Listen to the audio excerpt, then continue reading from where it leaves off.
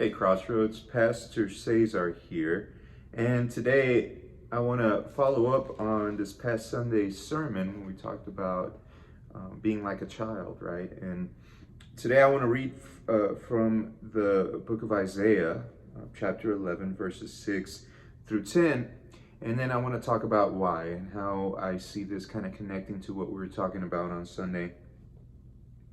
And it says, "The wolf will dwell with the lamb, and the leopard will lie down with the goat. The calf, the young lion, and the fatted calf will be together, and a child will lead them.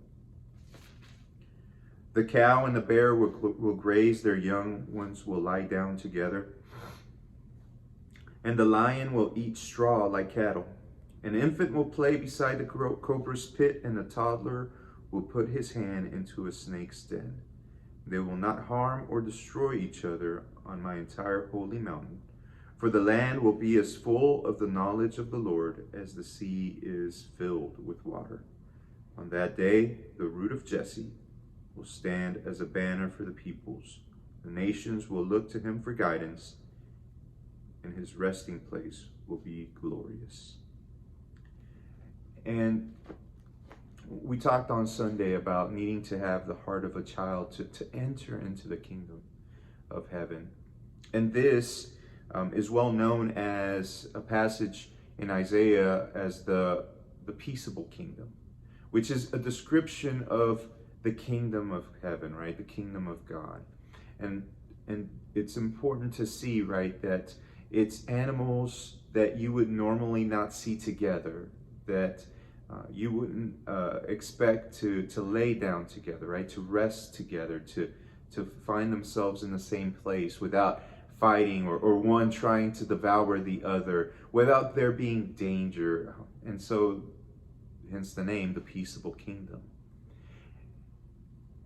And I find it so interesting that children are intertwined into this vision, right? This understanding of how God's kingdom will be peaceable, how different factions who would normally be at odds or trying to devour one another or be in competition with one another would find themselves being led by children, being led by the innocent, being led by the ones who are not jaded, by the ones who can express love and receive love. And I just love this vision of it, right? And so it's important, right, that in the kingdom of God, right, this is why Jesus says, right, you have to have the heart of a child. You have to be like children to enter, because in order to lead in the kingdom, right, you have to be like a child as well.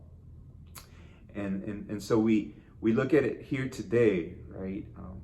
That we are working in the kingdom of heaven now, kingdom of God now. And if we are going to lead in it, we have to also be like children here and now, in many ways, and lead others, right, in love, lead others to Jesus, lead others into this vision of peace, right, of God's kingdom.